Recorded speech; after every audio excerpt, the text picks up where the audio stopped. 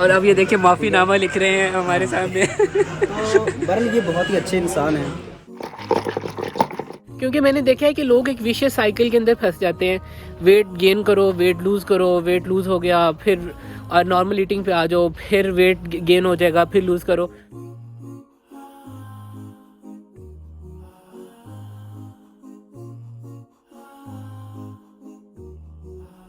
बिस्मिल्लाहिर्रहमानिर्रहीम, अस्सलाम वालेकुम। आई होप कि आप सब खैरियत से होंगे, आपके रोज़े बहुत अच्छे गुजर रहे होंगे।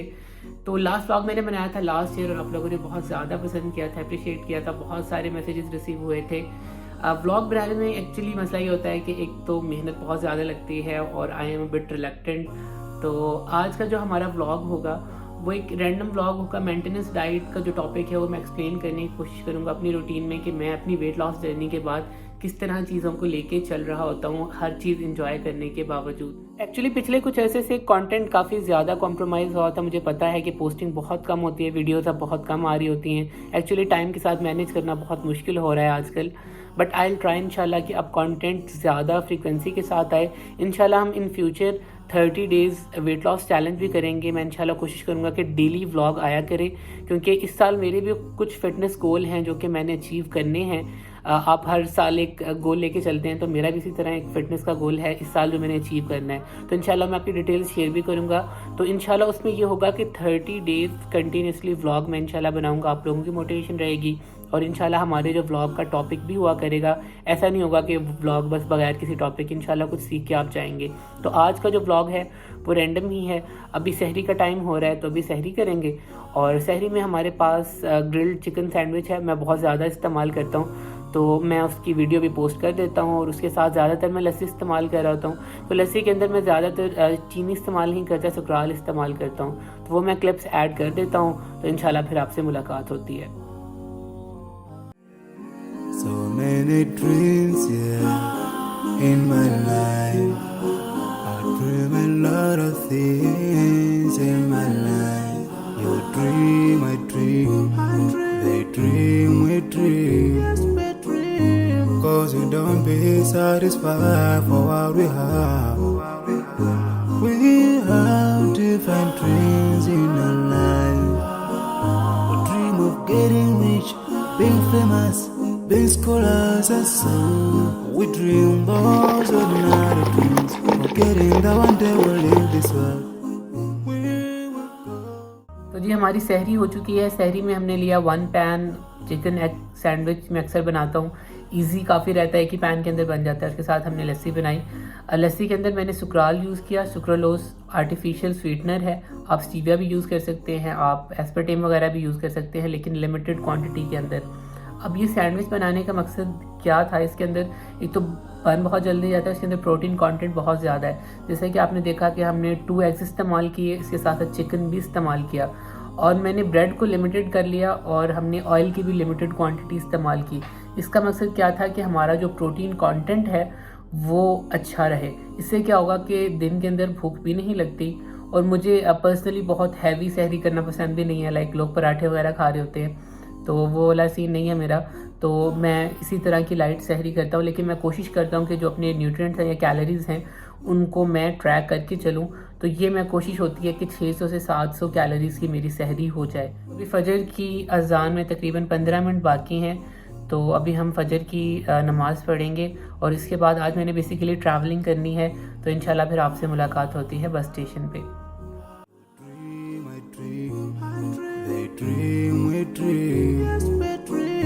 Cause we don't be satisfied for what we have. We have different dreams in our life. We dream of getting rich, being famous, being scholars and so.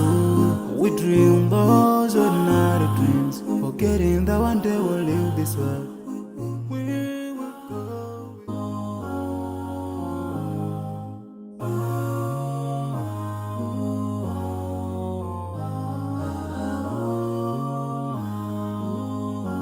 तो जी मैंने सामान ड्रॉप कर दिया हॉस्टल। तो अभी हमारा वार्ड है सी मेड का, कम्युनिटी मेडिसिन का। हर साल कोई ना कोई एक ऐसा सब्जेक्ट ज़रूर होता है जो कि कोई ख़ास लोगों को पसंद नहीं आता।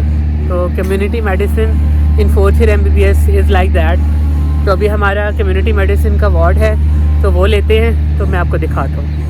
Warming, radiation, ozone depletion, deforestation, industrialisation, ये सारे एनवायरमेंटल फैक्टर्स हैं जो प्री फैक्टर्स हैं। अस्सलाम वालेकुम। तो हम जी कम्युनिटी मेडिसिन से आ गए हैं। तो भाई आपने क्या सीखा है? डॉक्टर फाद आप बताएं ज़रा। मुझे तो सिर्फ रोज़ा लगा है। बस और कुछ नहीं। मैंने डॉक्टर अब्रार आप बताएं थोड़ा सा, आपने कम्युनिटी मेडिसिन में क्या सीखा? लेक्चर में कैसे सोते हैं, बस कैसे आंखें सोचते खोल हैं। और डॉक्टर अब्दुलरहमान आपने क्या सीखा आज? बच्चे की काउंटिंग कैसे डॉक्टर अब्दुलरहमान के साथ मसला ये है कि इनको शायद एक ही जगह दो लोग नजर आते हैं, तो काउंटिंग इनकी गलत हो जाती है। लेकिन देखा इन्होंने ये खातून को ना सुपरफिशियली ऊपर से देख के दो कर दिया दो कर दिया था। इसीलिए रोज़े की हालत में आपको काउंटिंग नहीं करनी चाहिए। में देखना मना है। वैसे टू बी ऑनेस्ट बात की जाए तो रमज़ान के अंदर क्लासेस लेना बहुत ही मुश्किल काम है रोज़े के साथ। और जो बच्चे कॉलेजेस के अंदर या स्कूल्स के अंदर रोज़े के साथ क्लासेस ले रहे होते हैं, भाई उनकी बहुत ज़्यादा हिम्मत है, तो उनको अप्रिशिएट करना चाहिए वैसे। और वैसे मेरे तो ख्याल है रमज़ान में क्लासेस होनी ही नहीं चाहिए। तो अभी हम नमाज़ वगैरह पढ़ेंगे, रेस्ट करेंगे, तो इंशाल्लाह फिर आपसे शाम को मुलाकात होती है और हम कोई टॉपिक इंशाल्लाह डिस्कस करते हैं।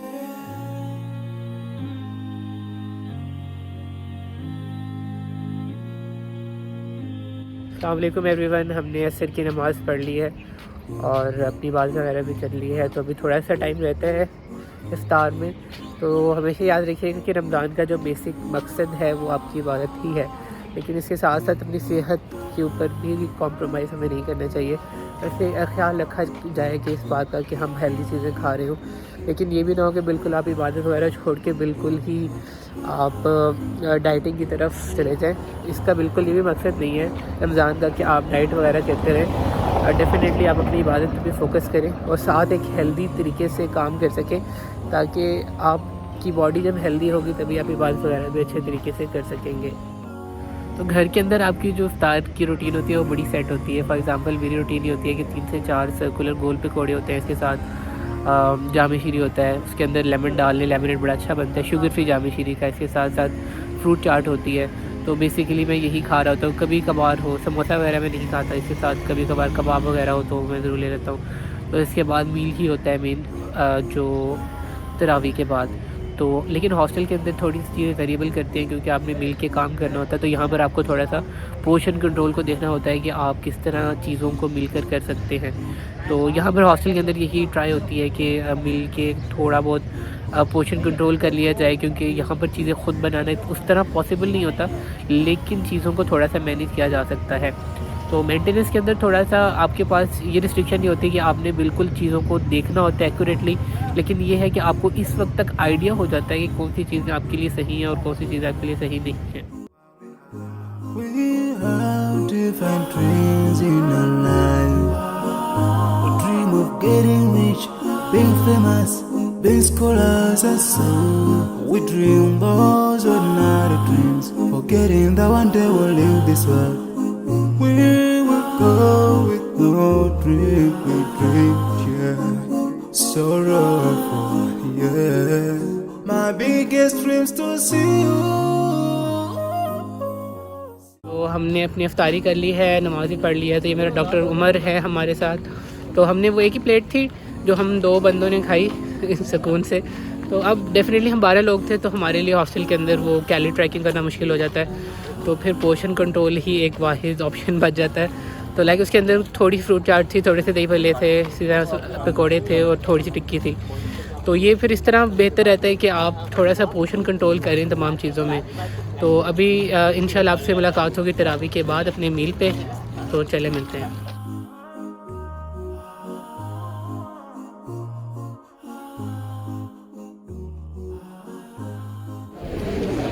अस्सलाम वालेकुम एवरीवन। तो हम आए हुए हैं अपने डिनर पे।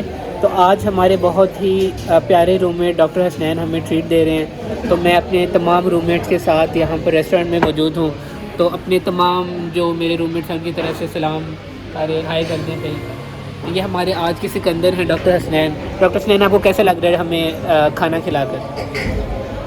अभी अच्छा लग रहा है। अच्छा लग रहा है। आप क्या वजह बनी कि आपने हमें आज मदऊ किया इस दावत पे? वो बस इधर बता नहीं वो बात आप इधर बता नहीं सकते। तो ये मेरे 2 रूममेट डॉक्टर उमर और डॉक्टर अब्रार। जी डॉक्टर अब्रार आप क्या कहना चाहेंगे? देखें, इस मामले पे रोशनी डालना बड़ा ही जो है ना वो अहम भी है लेकिन बड़ा सेंसिटिव इशू है। तो मैं ज़रा सा जो है ना वो अल्फाज के पर्दे में बात करूँगा।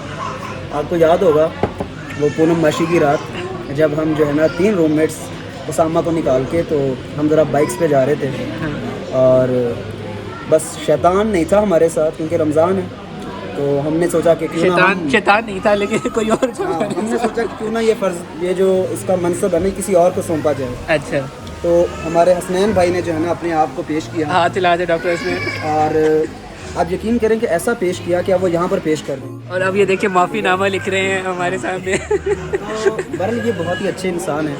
मैं बता नहीं सकता कि मामला क्या हुआ था, लेकिन आप समझ जाएं कि जब मैंने आपको पेश कर दिया है मामला, ठीक है, तो आपको समझ आ गई होगी। दूसरों की आपको रिस्पेक्ट करनी चाहिए मेरा ख्याल है। इज़्ज़त बहुत इंपॉर्टेंट चीज़ है, ठीक है। जिस तरह जो है ना वो कहता है ना, अब हमको चाहिए इज्जत, हाँ, फुल तो इज्जत। अब हम सबको चाहिए इज्जत भाई, फुल इज्जत। और हसनैन भाई ने जो है ना वो थोड़ा सा कॉम्प्रोमाइज़ किया इस इज्जत देने पे, और अब ये दे रहे हैं आप हमें रेस्टोरेंट पे लाए हैं खाना। खाने। डॉक्टर उमर, आप क्या कहना चाहेंगे? यहाँ पे यही कहना चाहिए कि अगर बंदा अपनी ज़ुबान को थोड़ी सी लगाम दे दे तो इन हालात से ना गुजरना पड़े और इतना ज़्यादा खर्चा ना करना पड़े। ज़्यादा खर्चा। और ये देखिए आप ये माफ़ीनामा, ये देखिए माफ़ीनामा लिख रहे हैं।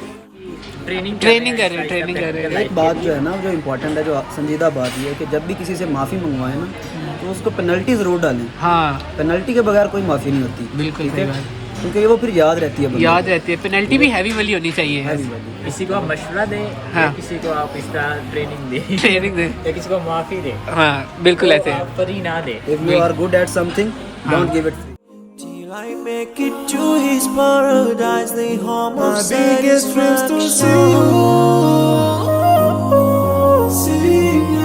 be my passion, but no one is like you. तो डिनर हमारा कंप्लीट हो गया था। तो डिनर के अंदर मैंने आपको दिखाया भी था, तो मेनली बारबेक्यू था, कुछ चिकन था और साथ ग्रेवी थी। तो मैंने जस्ट बारबेक्यू खाया था और साथ थोड़ी सी ग्रेवी और तकरीबन आधा नान खाया था। वैसे रमज़ान में आपको इतनी भूख लग भी नहीं रही होती, तो ये मेरा डिनर था। और शहरी भी हम बहुत लाइट करेंगे, उसके अंदर भी ज़्यादातर चांस है कि कोई ड्रिंक वगैरह ले लेंगे, लस्सी वगैरह ले लेंगे। तो अभी फ़िलहाल मैं वॉक ट्रैक के ऊपर हूँ, मैं अपने स्टेप्स कंप्लीट कर रहा था। तो मेंटेनेंस वीडियो का मकसद ये था कि अगर आप अपना वेट लॉस का गोल अचीव कर लेते हैं तो फिर आपको अपने आप को मज़ीद स्टार्व करने की ज़रूरत नहीं है। You can enjoy each and everything. आज की जस्ट रूटीन शेयर करने का मकसद भी आप लोगों के साथ यही था कि आप तमाम चीज़ें खाते हुए पोर्शंस के अंदर थोड़ा सा देख के, थोड़ी सी अपनी कॉमन सेंस इस्तेमाल करते हुए चीज़ों को इस्तेमाल कर सकते हैं। सो अपना वेट मेंटेन करने के लिए आपको अपनी मेंटेनेंस कैलोरीज़ का आइडिया होना चाहिए। फॉर एग्जांपल मेरी maintenance calories round about 2000 calories है एट दिस वेट। तो मुझे पता होता है कि अगर मुझे वेट मेंटेन करना है तो मुझे 2000 कैलोरीज़ रिक्वायर है।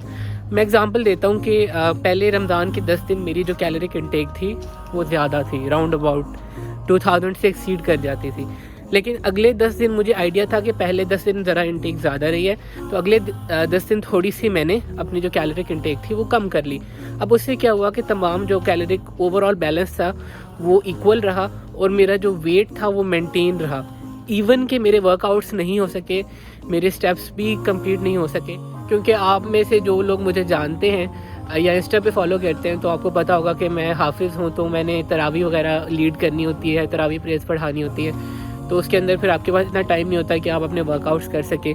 तो उसमें बस ये होता है कि मेन अगर आप अपनी डाइट भी ट्रैक करके रखें तो आप थोड़ा सा अपना जो वेट है वो मेंटेन कर सकते हैं, कोई इतना इशू नहीं होता। क्योंकि मैंने देखा है कि लोग एक विशियस साइकिल के अंदर फंस जाते हैं, वेट गेन करो, वेट लूज़ हो गया, फिर नॉर्मल ईटिंग पे आ जाओ, फिर वेट गेन हो जाएगा, फिर लूज़ करो।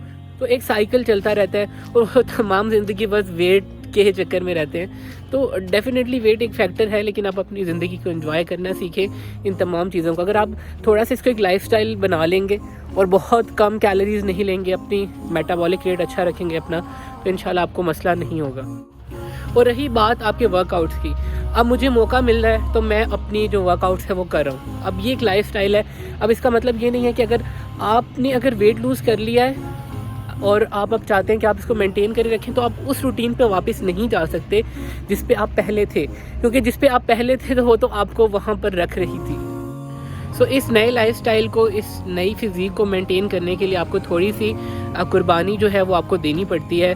तो ये तमाम जो चीज़ें थी मैंने आपको थोड़ी सी अपनी रूटीन शेयर की कि मैं वेट अपना कैसे मेंटेन करता हूँ, हर चीज़ एंजॉय करता हूँ, थोड़ा सा पोर्शंस को देख लेता हूँ। बाहर जाने का मकसद, उसको फ़िल्म करने का मकसद सिर्फ यही था कि आप लोगों को आइडिया हो सके कि किस तरह चीज़ें की जा सकती हैं। मैंने वो तमाम चीज़ें नहीं खाई, हमने डिवाइड करके खाया, इसी तरह हमने अफ्तारी में भी यही चीज़ की। अच्छा, रोज़ों के अंदर मैंने आपको यही बताया थोड़ा सा एक्टिव रहें, अपनी चीज़ों को प्रायोरिटाइज़ करें। तो ये तमाम चीज़ें दिखाने का मकसद यही था कि आप लोग जो वेट अपना गेन कर रहे हैं, वेट लूज़ कर रहे हैं, आप एक हेल्दी रिलेशनशिप बना सकें अपने फूड के साथ। तो आई होप कि आपको जो व्लॉग है आज का अच्छा लगा होगा। तो रमज़ान चल रहा है, दुआ में ज़रूर याद रखिएगा। तो इंशाल्लाह मुलाकात होगी किसी नए व्लॉग, मेरे वीडियो में। तब तक के लिए अपना ख्याल रखिएगा। अल्लाह ने के बाद।